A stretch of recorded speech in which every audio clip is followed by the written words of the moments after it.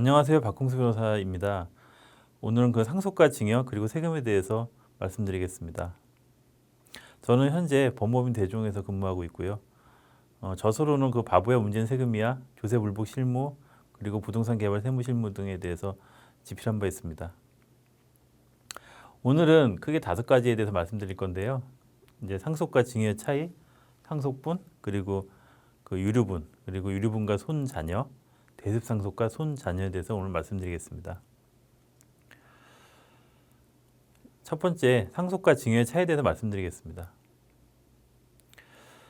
제가 가장 많이 받는 그 질문은 상속이 나을까요? 증여가 나을까요?입니다. 그래서 그럼 상속과 증여의 차이가 뭔지부터 말씀드리는 게 맞지 않겠나 싶어서 말씀드리겠는데요. 상속은 일단 본인이 사망한 후에 재산을 물려주는 것이고, 증여는 본인이 살아있을 때 미리 재산 물려주는 거에 큰 차이가 있습니다. 즉 사망이냐 살아있을 때냐 그런 차이입니다. 사람은 누구나 각자 평생 한 번 죽습니다. 그러다 보니까 상속은 평생 단 한 번에 끝납니다. 2번도 죽을 수 없습니다. 단 한 번에 끝나고, 다만 증여는 살아있을 때 그 미리 여러 번에 걸쳐서 나눠서 할 수 있습니다. 1억 원을 주더라도 1,000만 원씩 10번에 나눠 줄 수도 있고 또 1억을 한 번에 줄 수도 있습니다. 하지만 상속은 자기가 죽을 당시에 있는 거 그대로 통째 남기고 죽습니다. 그러다 보니까 한 번이냐 여러 번의 차이가 있을 수 있습니다. 즉 살아있을 때 재산을 미리 조금씩 물려주면 결국은 그러다 보면 증여세를 부담하면 사망할 때 상속 재산은 줄어들 것이고, 그러다 보면 상속세 부담은 줄어듭니다. 즉 증여를 많이 하면 상속세 부담이 줄어들 것입니다. 그게 상식입니다. 미리 증여했기 때문에 상속 재산이 감소했기 때문입니다. 다음은 부채에 대해서 말씀드리겠습니다. 부채라는 거는 뭐 빚을 말합니다. 은행에 대해서 돈을 빌렸거나 아니면 그 건물에 임차인이 있으면 임차인에 대한 임차보증금을 돌려줘야 될 의무가 있거나 이런 걸 부채라고 하는데, 상속은 부채도 상속할 수 있지만 증여는 부채만을 증여할 수는 없습니다. 즉 상속은 건물과 합쳐서 거기에 대한 빚까지 상속할 수 있지만, 증여는 그 빚과 함께 상속할 수는 있지만, 증여할 수 있지만 부채만을 증여할 수는 없습니다. 이게 왜 그런가 하면 상속은 사망한 사람, 즉 피상속인의 재산에 대한 권리와 의무를 상속인이 포괄적으로 물려받는 것이기 때문에 플러스 자산뿐만 아니라 부채까지 상속될 수 있는 건데, 증여도 부채도 함께 증여할 수 있는데 부채만을 증여할 수는 없다는 것입니다. 그 차이가 있는데, 그러니까 가령 우리가 상속을 할 때 집이 5억인데 은행 대출이 1억이에요. 그러면 부채도 상속하고 집도 상속하지 않습니까? 근데 증여의 경우도 5억짜리가 빚이 1억인데 그거에 대해서 그거 자체를 증여할 수는 있어요. 근데 부채만을, 은행 대출만을 증여할 수 없어요. 근데 상속은 어떤 집에서 어떤 아버지가 평생 사업을 하시다가 다 망하셨어요. 그래가지고 빚만 만약에 1억이 있어요. 이것만 남았어도 상속은 이루어진단 말입니다. 상속은 부채만도 상속할 수 있습니다. 이런 차이가 있어요. 상속과 상속분에 대해서 말씀드리겠습니다. 상속은 그 사망했을 때 자기가 갖고 있던 재산을 그 상속인한테 물려주는 것인데요. 그 상속은 크게 지정상속과 법정상속이 있습니다. 그러니까 유언을 통해서 내가 살아있을 때 미리 정해주는 게 지정상속이에요. 그러니까 뭐 유언이 여러 가지 방법이 있지만 어쨌든 유언을 통해서 공동상속인의 상속분을 지정할 수 있습니다.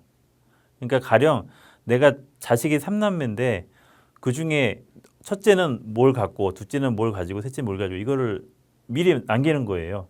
이거를 계속 바꿀 수도 있어요. 오늘 첫째가 이뻐 보여서 첫째한테 많이 주기로 했다가 다음은 또 첫째가 말을 안 들어서 또 둘째를 많이 주기로 이렇게 바꿀 수 있는 건데, 만약에 어떤 집은 유언으로 상속분을 지정하지 않는 경우도 있어요. 그냥 어찌 바쁘게 살다 보니까 갑자기 돌연사도 많으니까, 이런 경우에는 그 미리 정해놓지 않았기 때문에 그러면 법에 따릅니다. 민법에 그렇게 유언 상속분을 미리 정하지 않았을 때 어떻게 할 거에 되는지 미리 법정 상속분이 정해져 있습니다. 그래서 그거에 따라서 가게 됩니다. 이를 법정 상속분이라고 합니다. 민법에 규정된 법정 상속분을 보면 그 같은 순위의 상속인, 즉 직계비속이나 직계존속이 여러 명일 때 각 상속분이 동일한 것으로 합니다. 즉 자식이 여러 명이면 자식끼리 소위 엠빵이 되는 거예요. 그러다 보니까 옛날 같은 경우는 큰 아들이 더 많이 가져가거나 아니면 아들이 많이 가져가고 딸은 못 가져가거나 또 적게 가져가는 이런 경우가 무지 많습니다. 하지만 이게 균등합니다. 법조는 균등합니다. 결국은 자식이 2명이면 2분의 1씩이고 3명이면 3분의 1씩이 되는 거죠. 그런데 이런 경우는 이제 그 배우자가 없을 때 얘기죠. 근데 만약에 아버지가 돌아가셨는데 어머니가 배우자가 있다. 이때는 또 좀 다르죠. 어머니는 그 자식들이 가져가는 거에 대해서 0.5를 가산해요. 그러니까 만약에 1대 1대 1이다. 자식 셋이 1대 1대 1이면 어머니는 1.5가 되는 겁니다. 그래서 그 집의 그 어떤 상속분은 그 배우자가 1.5, 자녀분들은 1대 1대 1이 되는 거예요. 결국은 3대 2대 2대 2 이렇게 되는 것이죠.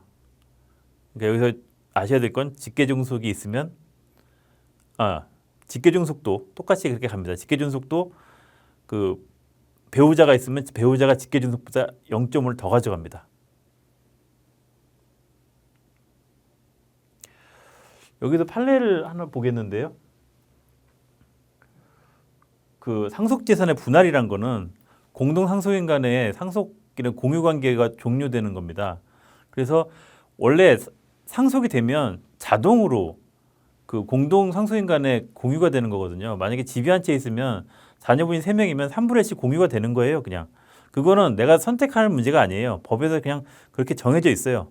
근데 그거를 하지 않고 나는 큰 형한테 더 물려주고 싶다. 아니면 난 우리 어머니한테 다 몰아주고 싶다.